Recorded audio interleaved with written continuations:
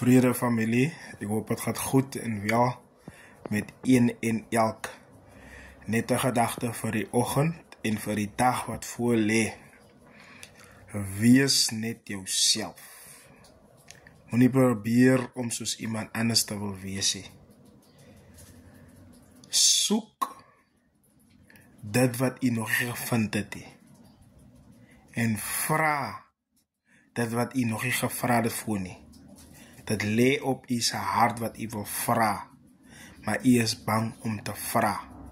Ons Vader wat in die hemele is daar om te luister na jou uitroep. Maar u is bang van niks is te groot by die Here nie, niks is te klein by die Here nie. Maar wat jy vra, moet jy in die geloof vra en glo en vertrou dat jy gaan dit verkry deur die krag en die genade van die Here. Moenie vir jouself limit of plaas op 'n stoel. Of mense het jou gelabel en gesê, jy is geroep as dit, of jy is 'n prediker, of jy is nie 'n prediker nie, of jy is nie 'n leraar nie, om mense te kan leer en te kan lei op die pad nie. Moenie vir jouself limit nie, maar as God nog nie gesê dat dit is nie vir jou nie, en u hardloop in daardie baan wat u nou in hardloop, dan doen u so dikwels soos u kan, totdat die Here sê, tot hiertoe, en nie verder nie, of ek verhoog jou, of ek sit jou op hierdie stoel. Maar as mense dit vir jou sê, moenie luister wat mense sê nie. God het die laaste sê in elke ding wat ons doen, beplan en besluit, lê die laaste daarbo in die hemele. Mense sal vir jou altyd raad gee en baie verkeerde raad gee. Daarom sê die woord van die Here, steun nie op die arm van vlees nie, want dit stel dikwels te leer. So, dit stel te leer, maar die arm van gees wat jou nooit verlei en mislei en verkeerd sal terugkom na jou toe nie. Vertrou op dit. So hou op die mens elke woord glo wat die mens sê, maar glo op elke woord wat in die woord in staan, en vat geloof in jouself in dit wat in die woord in staan. Lees jou Bybel, kry begrip, kry insig oor die woord, en kry wysheid oor die woord, en probeer om te lewe volgens die woord, en probeer om geloof te bekry en te bekom deur gebed en vas voor die Here, sodat jy meer insig en meer kan luister wat die Here vir jouself sê, en ophou op mens te vertrou wat die mens sê en wat profete sê, terwyl God ook met jou kan praat.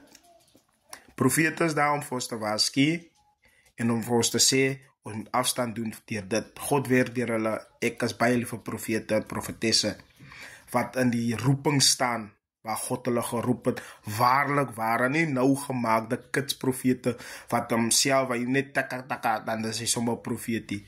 Profeet is iets wat God self roep, is iets wat gemaak is deur mense, is iets wat God self roep, 'n gawe wat uit die hemel uit die troonkamer van God uitkom, as 'n mondstuk. Luister, wat is die ding? Profeet is 'n mondstuk van die Here. Nie 'n gehoorde ding nie, dit kom uit die troonkamers uit, wat deur die mens werk as 'n instrument om saam met ons te kan praat. Nie aangesit en gemaak en gesien valse gesigte nie, maar dit kom stryd direk uit die hemel uit, wat my binnekamer ken, my hart se deure ken, wat niemand ken nie, want God is die hartekenner en die niere toetser. So op self u limit in dit wat u in is. U is in staat vir groter dinge, want Jesus het dit self genoem. Jy is in staat om groter dinge en groter werke te doen. Dis wat hy is, van sy tyd was gelimit gewees. Hy het net 'n sekere tyd gehad om vir ons te lei en te leer aangaande die weg na die hemel toe. Daarom kan u nie vir jouself limit in dit wat u in staan nie. So u is in staat vir groter dinge, omdat die Here en Meester Jesus dit self genoem het. Daarom moenie op mense se woorde glo of val wat hulle sê jy is net vir dit geroep nie. Nooit. En jy werk met jou een roeping wat jy het,